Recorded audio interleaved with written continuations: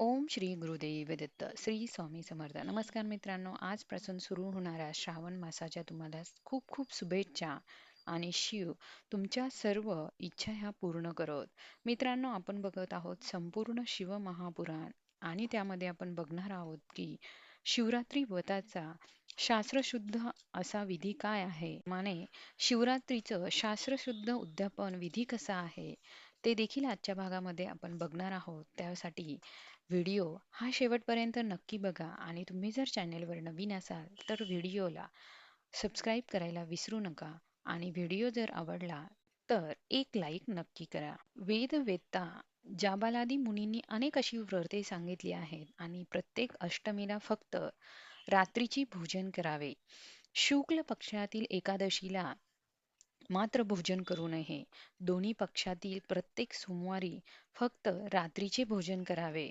शिवपूजा करणाऱ्यांनी हा नियम मात्र अवश्य पाळला पाहिजे. शिवपूजन, रुद्रपूजन, शिवालयात जाऊन उपवास किंवा काशीला देह ठेवणे हे मोक्ष प्राप्तीचे अनेक असे सनातन मार्ग सांगितले आहे. शिवरात्रीचे व्रत तर ह्या सर्व व्रतांमध्ये अतिशय श्रेष्ठ आणि कल्याणकारक असे व्रत आहे.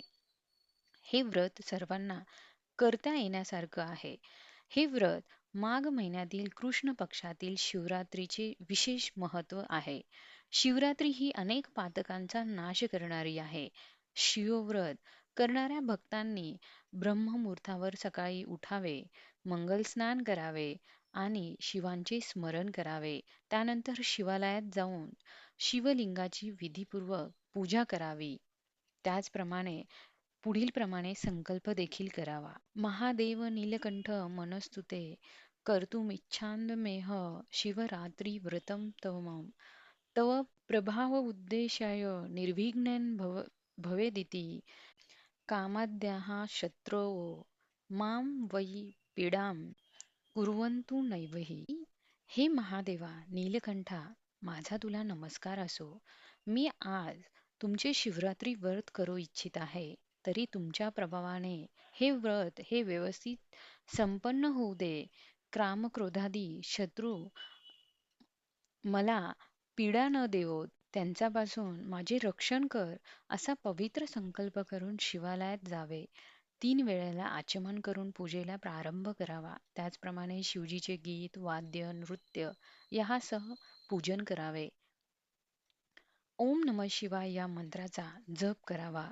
पार्थिव शिवलिंगाचे पूजन करायचे असेल तर विधिवत स्थापन करून त्याची मात्र पूजा करावी. शिवरात्रीच्या दिवशी ओम नमः शिवाय चा जप करून आनंदाने जागरण करावे. अंतःकरणापासून हात जोडून प्रार्थना करावी. कोणीही रात्री झोपू नये. नियमो यो महादेव कृतशैव तत्त्वज्ञः विसृजते महास्वामिन व्रतं जातुमनुत्तम व्रतानानेन देवेश यथाशक्तिकृतेन च संतुष्ट भव शर्वाद्य कृपां करू ममोपरी. महादेवा, तुमच्या आज्ञेने मी हे व्रत ग्रहण केले आहे, ते उत्तम प्रकारे पार पडू दे. यथाशक्ती केलेल्या या व्रताने आपण संतुष्ट व्हा आणि माझ्यावर कृपेचा वर्षाव तुम्ही करा. आता मी या लिंगाचे विसर्जन करत आहे. शिवभक्त ब्राह्मणांना आणि संन्यासांना आपल्या शक्तीनुसार भोजन द्यावे. त्याप्रमाणे भोजनाने ते तृप्त झाले की आपण भोजन करावे. पार्थिव लिंगाचे अनेक उपचारांनी भक्तिपूर्वक असे पूजन करावे. सर्वप्रथम गंध पुष्पादी 5 द्रव्यांनी पूजा करावी. जे द्रव्य अर्पण करतो त्यावर जलधारा सोडून द्रव्य खाली उतरावे. ओम नमः शिवायचा 108 वेळा जप करावा. श्री वधाय नमः, श्री शर्वाय नमः, श्री रुद्राय नमः, श्री पशुपताय नमः, श्री उग्राय नमः, श्री महानाय नमः, श्री भीमाय नमः, श्री ईशानाय नमः या 8 नामांनी विधीपूर्वक अशी पूजा करावी. कमळ आणि बिल्वपत्र हे अर्पण करावी. ओंजळीमध्ये फूल घेऊन शिवांसमोर प्रार्थना करावी की या व्रताने शिव तुम्ही माझ्यावर प्रसन्न व्हावे. आता आपण शिवरात्रीचा शास्त्रशुद्ध उद्यापन कसे करायचे हे बघणार आहोत. या सर्वांना माहितीच आहे की शिवरात्रीचे हे व्रत अतिशय परमश्रेष्ठ असे आहे. त्याचा विधी यथाविध आचरण करून हे उद्यापन करावे. त्यामुळे पूर्ण फळ हे आपल्याला प्राप्त होत असते. हे व्रत 14 वर्ष आचरावे. हे व्रत करणाऱ्याने त्रयोदशीला एक वेळ भोजन करावे. चतुर्दशीला पूर्णपणे उपवास करावा. शिवरात्रीच्या दिवस नित्यकर्म करून शिवमंदिरात जाऊन तेथे भगवान शंकरांची यथाविध पूजा देखील करावी. तीळ, जव, कमळ, बिल्वपत्रे अर्पण करून शिवपूजन करावे.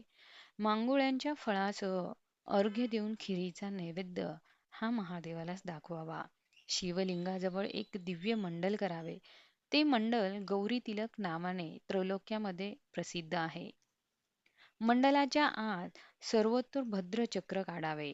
तेथे प्रजापत्य नावाच्या कलशाने स्थापना करावी. तो शुभ कलश वस्त्र, फळ आणि दक्षिणेसहित असावा. तो मंडपाच्या पार्श्वभागी ठेवावा.